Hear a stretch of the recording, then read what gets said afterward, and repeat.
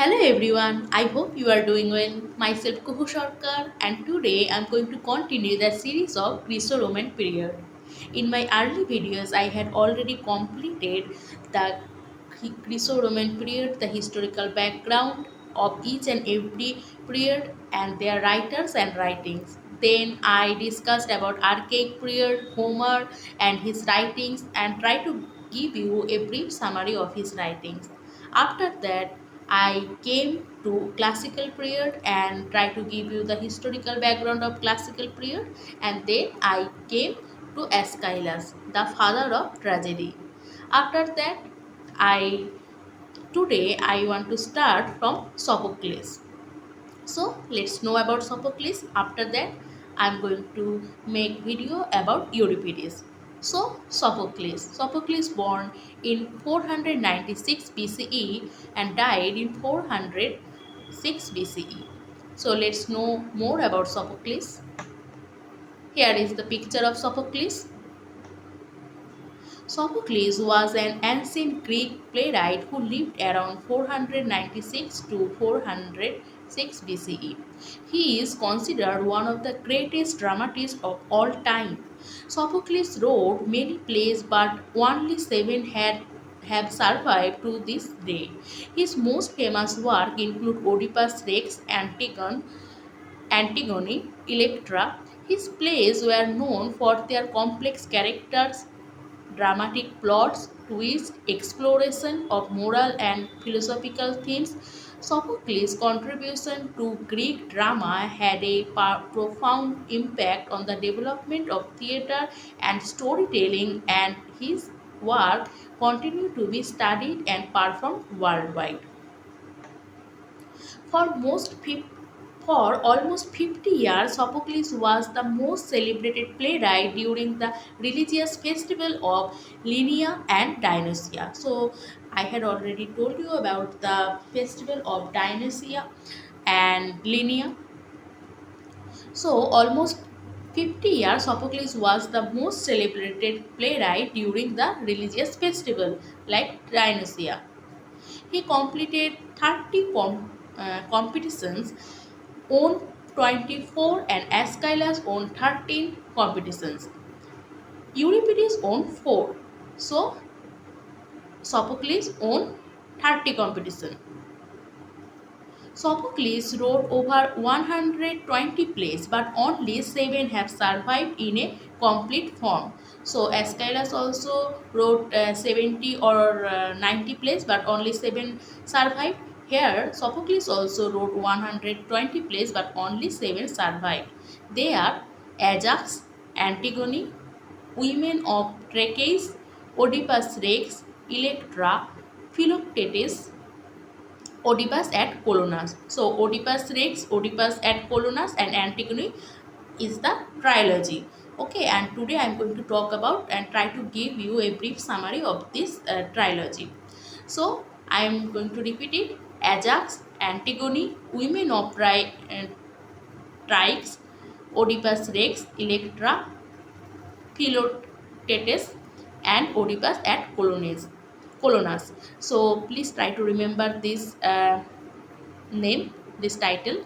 According to Aristotle, Sophocles is responsible for introducing the third actor to Greek stage. So, Aeschylus was responsible for introducing the second actor. Before that, people or actor are one actor is doing all the characters. They put mask and then doing acting, but Aeschylus introduced the second actor, and here we came to know that Sophocles introduced third actor to make the plot more complex.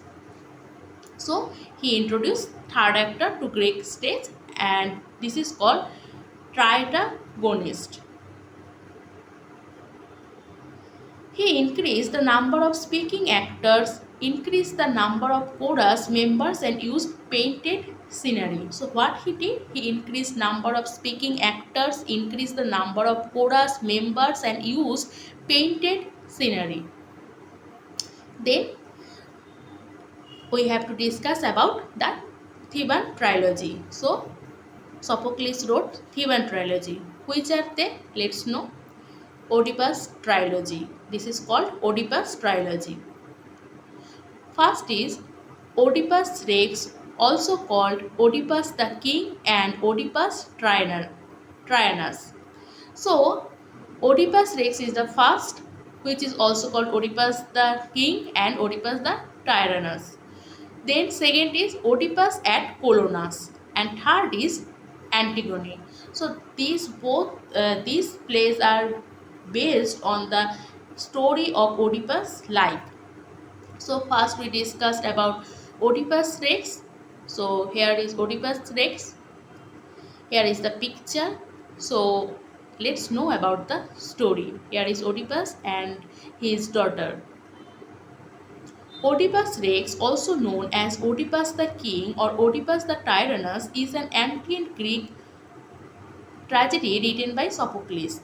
The play is set in the city of Thebes, which is suffering from a deadly plague. So, what happened? The play starts with the suffering of deadly plague.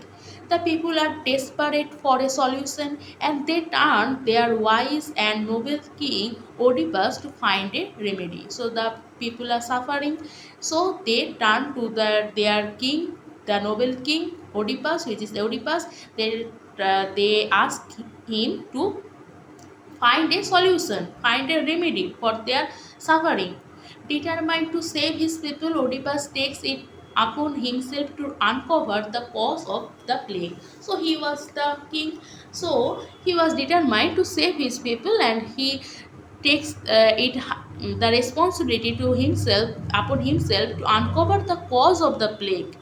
He consults the blind prophet Tiresias.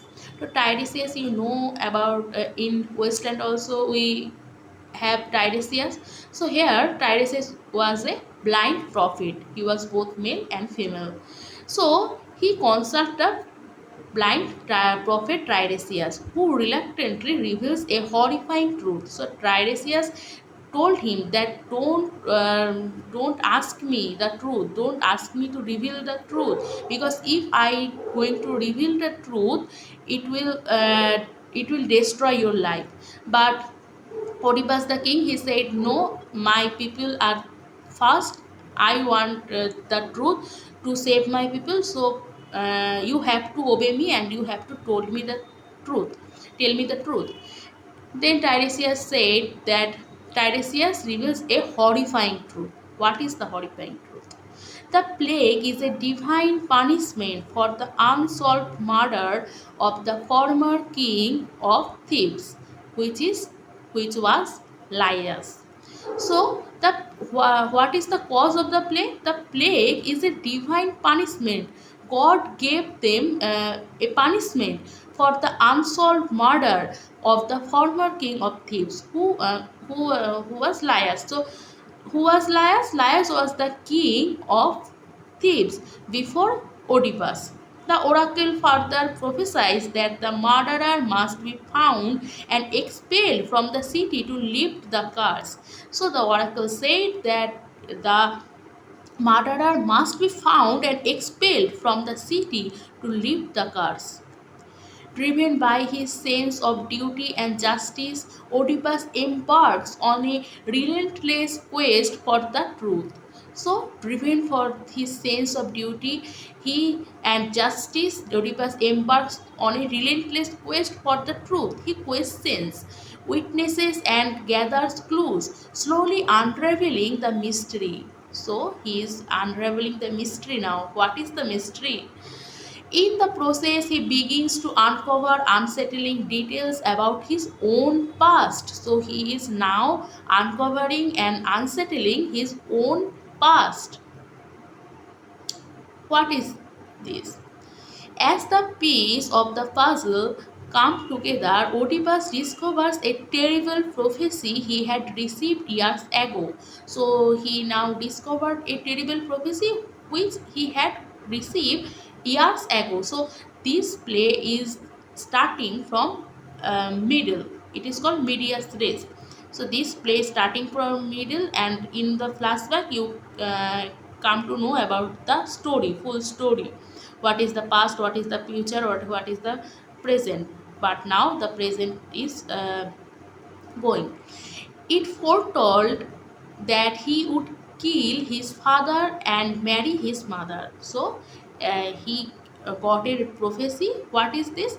That it foretold that he would kill his father and marry his mother. Horrified about this, Oedipus starts suspect that he might be the one responsible for King Laius' murder. So Horrified, Oedipus horrified this, Oedipus starts suspect that he might be one responsible for King Laius' murder. Now, in his pursuit of the truth, Oedipus sends for a shepherd who had witnessed the killing of Laius. So he tried to pursue the truth, and then he sends a shepherd who had witnessed the killing of Laius, the former king. The shepherd, unable to bear the guilt any longer, confesses the unthinkable that he had found a baby boy, the son of King Laius and Queen Jocasta. So, what happened? Oedipus was the boy, Oedipus was the son of Laius and Queen Jocasta. After his birth, there was a prophecy that this boy will kill his father and going to marry his mother. Then the former king Laius, was very much afraid about this prophecy, and he sent their one and only son to kill. He gave him to a shepherd and ordered him that you have to kill this baby boy. But the shepherd was kind-hearted, and when he got this baby boy, he thought that I'm not going to kill this boy. First, he bind his ankle with a rope, and then he said that I'm not going to kill. He just bind his leg with a rope and left him. Then one shepherd saw him, and he gave him to the another king and queen who was childless. He gave them, and then Oedipus was uh, Oedipus was grew up as a prince in their country. But there he got a prophecy that he will kill his father and going to marry his mother. Then when he got to know about this prophecy, he said that I'm going to leave this country, I'm going to leave this kingdom, because it was he thought that king and queen was his real parents. So he thought that I'm not going to kill my father. So he left. But the king and queen who adopted him was not his real father or mother, right? So Jocasta and Laius was his real parents. So he had found a baby boy, the son of King Laius and Queen Jocasta, abandoned on a mountain side as a baby. So the shepherd, he was abandoned the baby boy. He disobeyed the king's order, and he did not kill the boy. He just left the baby boy. He just abandoned the boy on a mountain side as a baby. The shepherd had given the baby to another royal couple to raise as their own. So, the shepherd had given the baby to another royal couple to raise as their own, unknowing fulfilling the prophecy. So, they don't know what they were doing. Devastated by the revelation, Queen Jocasta realized the truth that she marry her own son. So, devastated by the revelation, Queen Jocasta realized the horrifying truth that she is Oedipus' mother and he is her son. Overwhelmed by shame and grief, she takes her own life and leaving Oedipus to face the full horror of his actions. So, he commits suicide after knowing the truth. In a moment of utter despair, Oedipus gouges out his eyes as a form of self punishment and a way to blind himself to the terrible truth. So, after knowing the truth, Oedipus blind himself because he did the sin unknowingly. He realized that he unknowingly killed his own father and married his mother and fathered the children with her. So he also fathered children with his mother Jocasta. The play concludes with Oedipus accepting his fate and the consequences of his actions.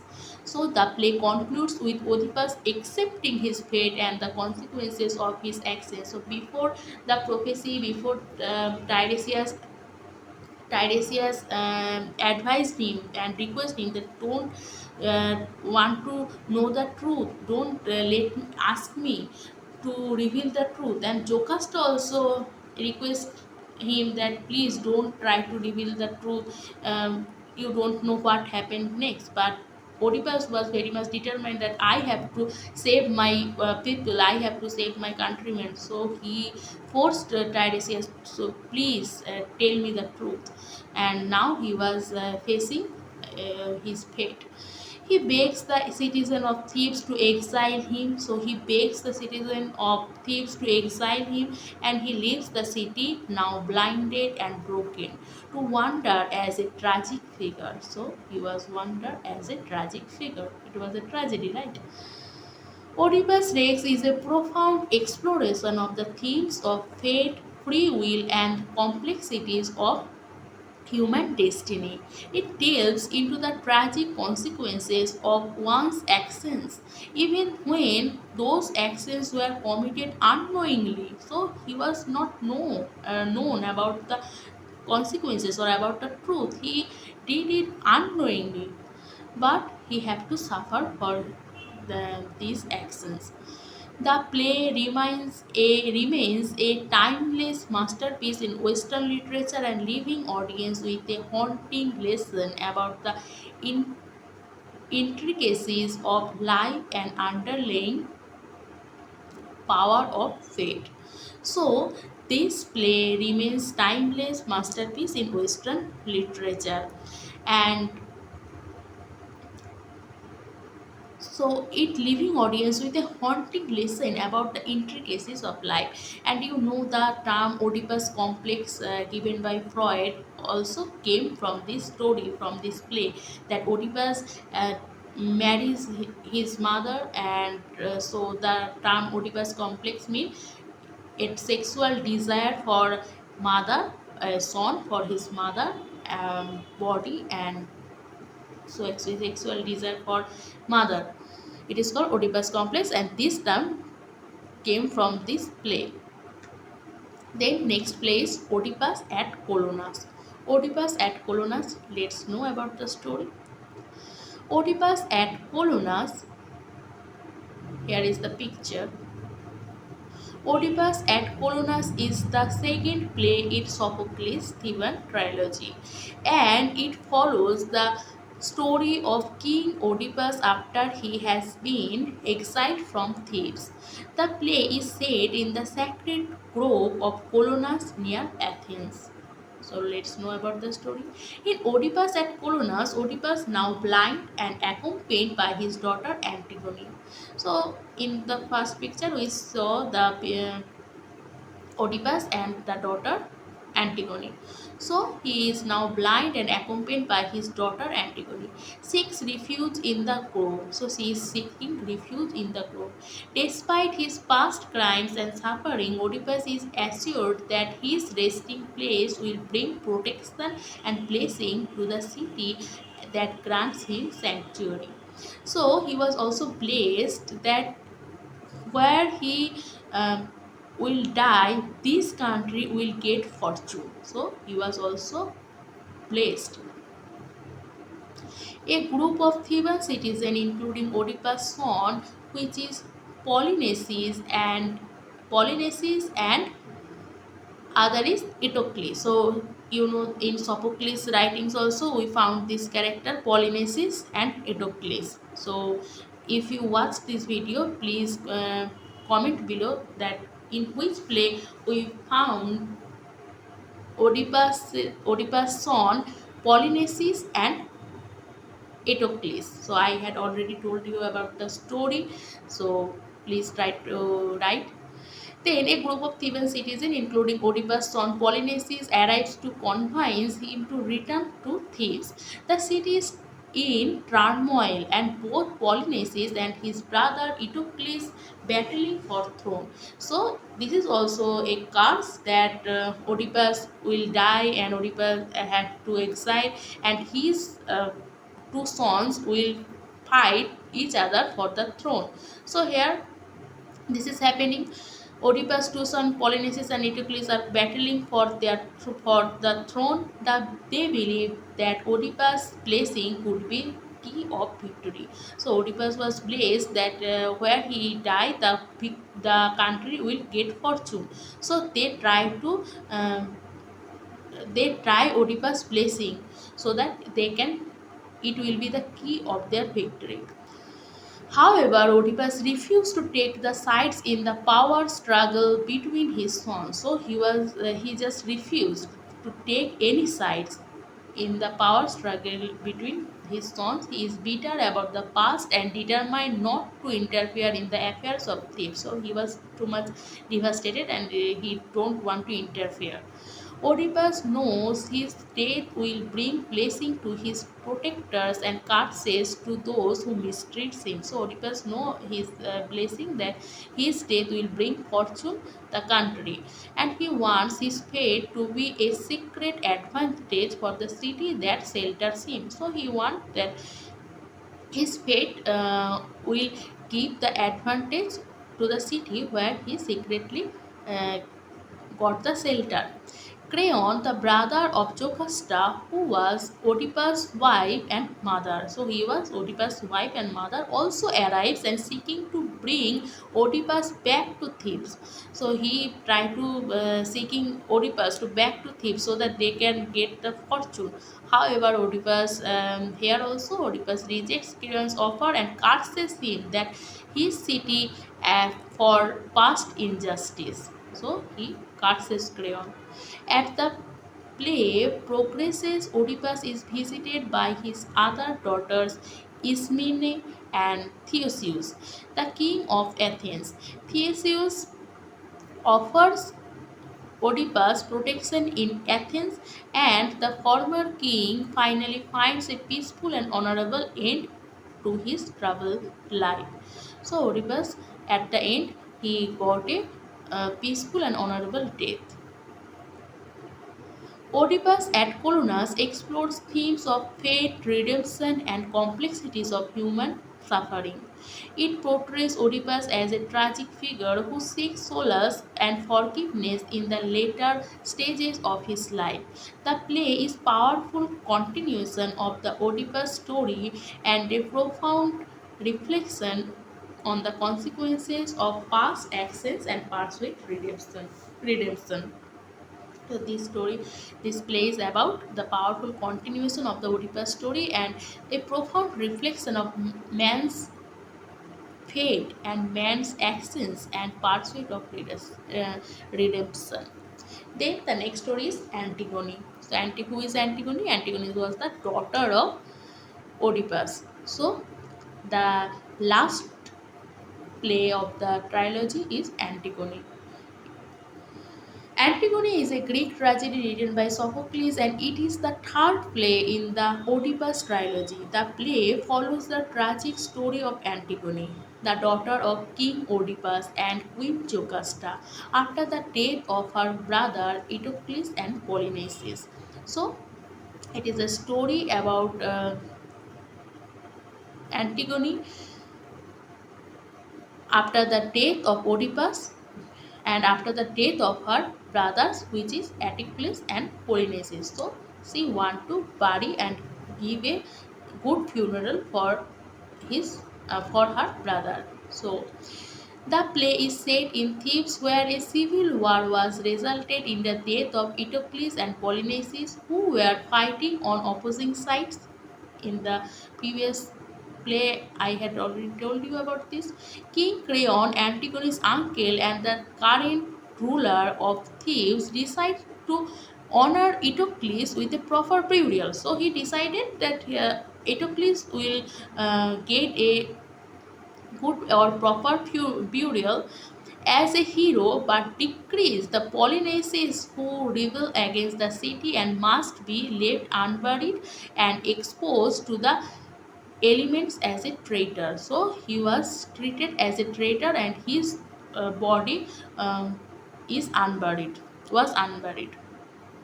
Antigone is devastated by the edict and believes it is her sacred duty to bury her brother Polynices and ensure his soul to find peace in the afterlife to heaven. Despite the risk of severe punishment, including death, Antigone disobeys Creon's decree and performs the burial ritual for her brother. So, Creon ordered her that you cannot bury your brother. It is my order. He was a betrayal, so you could not bury your brother's body. But she did not listen. Caught in the act of burying Polynices, Antigone is brought before Creon. She boldly admits to her actions, defending her belief in the higher laws of the god over the laws of men. So she said that the god's law is higher than law of men, right? So she said that it was the human right to get a good or proper burial. It is not you who will decide that who will get good burial and who will not. So it is God's law. So God's law is higher than the law of men. Antigone is determined to uphold the values of family loyalty and religious duty, even if it means defying the authority of the state. So she knows that she maybe die for disobeying the ruler or disobeying the king, but she did it. Creon, infuriated by Antigone's defiance, condemns her to death, and he is adamant about enforcing his edict and setting an example for the people of Thebes. So he ordered that Antigone should be killed. Despite the plea of Antigone's sister Ismene and the chorus of Theban citizens, Creon remains unwavering in his decision. Antigone is taken away to face her fate, and in her prison cell, she accepts her impending death with dignity and bravery.